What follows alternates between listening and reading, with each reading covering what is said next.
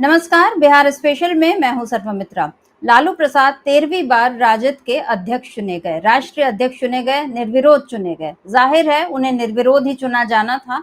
अभी उन्होंने 2 दिन पहले जो नामांकन दाखिल किया था, सारे लोग उसमें पहुंचे थे और उसके बाद उनके नामांकन को किसी ने चुनौती नहीं दी। और जो नामांकन वापस लेने का दिन था यानी आज, उस पर भी किसी ने यानी लालू जी ने कोई नाम वापस अपना लिया नहीं। तो फिर निर्विरोध राष्ट्रीय अध्यक्ष घोषित कर दिया गया। जाहिर है उनकी बनाई हुई पार्टी है, उन्हीं के हाथों में सब कमान है। हालांकि वो तेजस्वी यादव को लगातार इस बीच आगे बढ़ाते रहे हैं और अभी कुछ महीने पहले एक जो राष्ट्रीय कार्यकारिणी हुई थी उसमें उन्होंने तेजस्वी यादव को वो सारे अधिकार भी दिए थे जो अब तक उनके पास थे। लेकिन अब लालू प्रसाद का राष्ट्रीय अध्यक्ष पद के लिए नामांकन दाखिल करना, उसका निर्विरोध जो निर्वाचन होना, उसको स्वीकार करना, 5 जुलाई को बताया जा रहा है कि उनको उनका जो निर्वाचन पत्र है वो सौंपा जाएगा, यानी कि उनको राष्ट्रीय अध्यक्ष फिर से घोषित औपचारिक तौर पर 5 जुलाई को कर दिया जाएगा। तो यहाँ लालू प्रसाद ने ये जो काम किया है, ये दरअसल उनकी एक बदली हुई रणनीति है।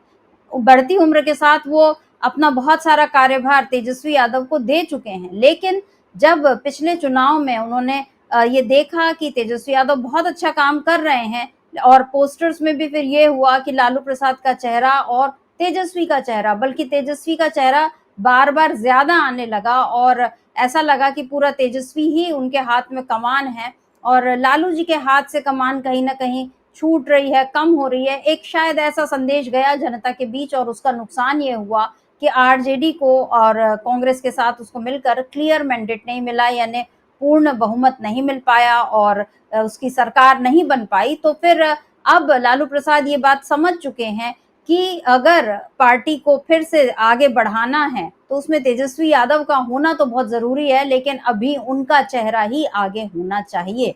इसीलिए लालू जी ने ये रणनीति बदली है और वो अब राष्ट्रीय अध्यक्ष बने हैं और ये संदेश दिया जा रहा है जनता तक, अपने मतदाताओं तक, कि पार्टी की कमान अभी भी उनके हाथ में है। फैसले लेने का जो सुप्रीम अधिकार है वो अभी भी उनके हाथ में है। बेशक लालू जी ये कह चुके हैं कि सरकार तेजस्वी की बनेगी, मुख्यमंत्री तेजस्वी ही बनेंगे और तेजस्वी यादव भी घूम घूम कर पूरे बिहार में जिस तरह से जनता से संपर्क कर रहे हैं और उनकी समस्याओं को सुन रहे हैं, अपनी सरकार बनने पर क्या वादे करेंगे ये सब बता रहे हैं। आरजेडी भी लगातार तेजस्वी सरकार की ही बात कर रही है और ऐसे में लालू जी का ये फैसला लेना कि वो राष्ट्रीय अध्यक्ष बनेंगे, ये बता रहा है कि कमान उनके हाथ में रहेगी, लेकिन फैसले भी लालू जी लेंगे, लेकिन उनको इम्प्लीमेंट, उनको लागू करने का काम तेजस्वी यादव करेंगे। यानी यहाँ पर एक अनुभव और एक जोश, इन दोनों का सम्मिश्रण जो है वो देखने मिल रहा है आरजेडी में और लालू जी की यही बदली हुई रणनीति, जहाँ वो एक तरफ युवा शक्ति का परिचय भी दे रहे हैं बिहार को और दूसरी तरफ अपना अनुभव भी बता रहे हैं। और लालू जी का राष्ट्रीय अध्यक्ष निर्वाचित होना इस मायने में भी खास है क्योंकि राहुल गांधी से उनकी एक अलग केमिस्ट्री है। दोनों को हमने कई बार देखा है, कई मौकों पर देखा है, जिस सहजता से वो बात करते हैं। तो ऐसे में कांग्रेस के साथ सीट शेयरिंग को लेकर भी अगर थोड़ी बहुत कहीं उलझन है तो ये माना जा रहा है कि तेजस्वी यादव की जगह अगर लालू प्रसाद फैसला लेंगे, अगर वो कांग्रेस से नेगोशिएट करेंगे, अगर कांग्रेस और मतलब राहुल गांधी और लालू प्रसाद मिल बैठकर कोई फैसला लेंगे तो ये महागठबंधन के हित में जाएगा। ये बात अभी से, ये मैसेज लालू प्रसाद देने जा रहे हैं और इसीलिए उनका राष्ट्रीय अध्यक्ष निर्वाचित होना इस बात का ये संकेत है कि आरजेडी ने, लालू जी ने अपनी रणनीति को बदल दिया है और एक नई धार दी है। और इधर जिस तरह से आरजेडी अब तेजस्वी यादव के नेतृत्व में हमलावर हो रही है बीजेपी पर और उसके साथ साथ जो उसकी संविधान विरोधी सोच है उस पर भी पता चल रहा है कि इस बार बीजेपी के लिए बिहार में आना बहुत मुश्किल है। अभी आप जानते हैं कि इटावा में एक कथावाचक, भागवत कथावाचक को किस तरह से अपमानित किया गया केवल इसलिए क्योंकि वो जाति से अहीर है और उसको ब्राह्मण के घर में आपने कैसे कथा वाचन करने का दुस्साहस किया, इस नाम पर उनके बाल मुंडे गए और बहुत अपमानित किया गया। लेकिन अखिलेश यादव ने इसे एक बड़ा मुद्दा बनाया। उन्होंने ये कहा कि अगर इस पर कार्रवाई नहीं होती है तो हम अगले 3 दिनों में आंदोलन करेंगे और आज अखिलेश यादव ने उस व्यक्ति को बुलाकर, कथावाचक को बुलाकर बाकायदा उनका सम्मान किया और उसके साथ साथ एक प्रेस कॉन्फ्रेंस भी की और उसमें क्या कुछ कहा अखिलेश ने, एक बार इसको सुनते हैं। भाजपा राज में पीड़ित समाज को हे दृष्टि से देखा जाता है। आदरणीय रामजी सुमन जी ने तो कुछ घटनाएं बताई हैं, कुछ महत्वपूर्ण पदों पे बैठे लोगों के बारे में बताया है। सुना है हमने कि देश की सर्वोच्च सीट पर बैठने वाले के साथ भी कभी अपमान हुआ है। देश के राष्ट्रपति भी हे दृष्टि का सामना कर चुके हैं।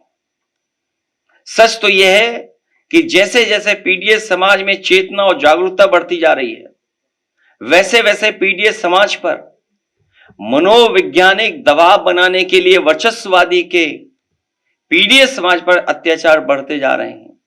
तो यहाँ अखिलेश का ये जो कहना है, पीडीए की बात अखिलेश कर रहे हैं, ये बता रहे हैं कि बीजेपी जहां भी रहती है वो इसी तरह से अपमानित करती है दलितों को, पिछड़ों को। और ये बात हाल फिलहाल में तो और भी अभी देखने मिले, ओडिशा में एक ऐसी ही घटना हुई है जहां पर 2 दलित व्यक्ति अपनी बेटी की शादी के लिए गाय लेकर जा रहे थे, तो उनको फिर हिंदुत्ववादी लोगों ने घेरा और उनको प्रताड़नाएं दी। इससे पहले मध्य प्रदेश में ऐसा ही एक मामला हुआ था।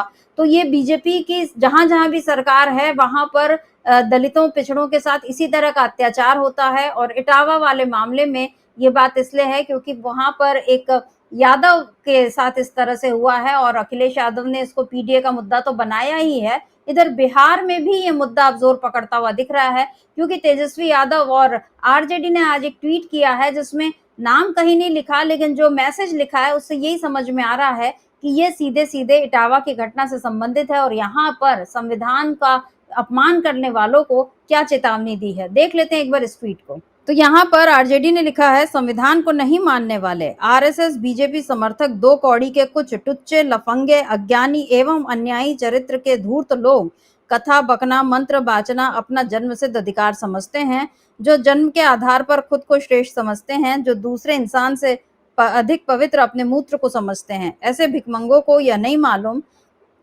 कि जिस दिन मेहनत कश बहुजन तुम्हें धर्म के नाम पर दान दक्षिणा देना बंद कर देंगे, तुम भूखे मर जाओगे, क्योंकि श्रम तुमसे होता नहीं है। ऐसे लोगों का सभी समाज मिलकर सामाजिक बहिष्कार करें। जय संविधान। ये अखिलेश यादव ने सीधे सीधे माफ कीजिए, तेजस्वी यादव ने ये ट्वीट किया है, आरजेडी ने ये ट्वीट किया है। और अखिलेश यादव ने जो कहा, उन्होंने ये कहा कि बीजेपी राज में पीडीए समाज को हे दृष्टि से देखा जाता है और देश के राष्ट्रपति भी हे दृष्टि का सामना कर चुके हैं। अभी आपने सुना अखिलेश का जो बयान था, उसमें उन्होंने सर्वोच्च पद पर बैठे राष्ट्रपति का भी जिक्र किया कि उनका भी अपमान हुआ है। और ये है कि जैसे जैसे पीडीए समाज पर चेतना और जागरूकता बढ़ रही है, वैसे वैसे मनोवैज्ञानिक दबाव बनाने के लिए पीडीए समाज पर अत्याचार बढ़ता जा रहा है, ये अखिलेश यादव ने कहा।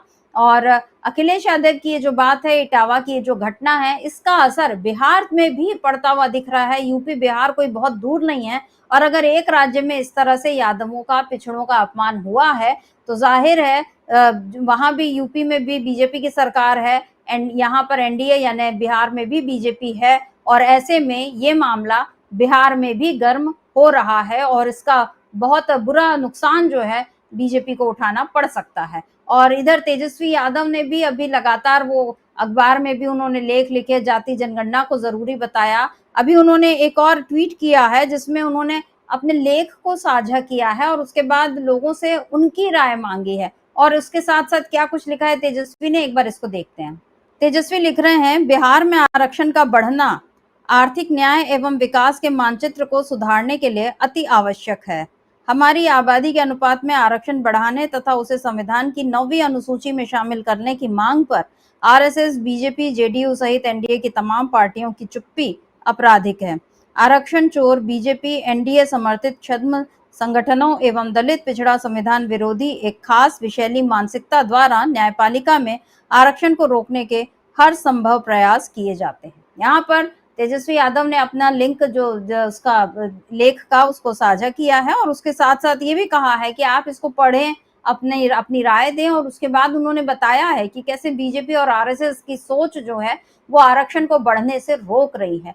तो तेजस्वी यादव जिस तरह से संविधान की बात और आरक्षण बढ़ाने की बात कर रहे हैं, राहुल गांधी तो करते ही हैं, और इधर जो इटावा की घटना हुई है उसको लेकर आरजेडी ने जो ट्वीट किया है, ये सब बता रहा है कि अब आने वाले चुनाव में ये सारे मामले उठेंगे, गंभीरता से उठेंगे और लोगों तक ये मैसेज जाएगा कि देखिए आपके साथ, आपके हक के साथ बीजेपी क्या खेल कर रही है, संविधान के साथ क्या खिलवाड़ कर रही है।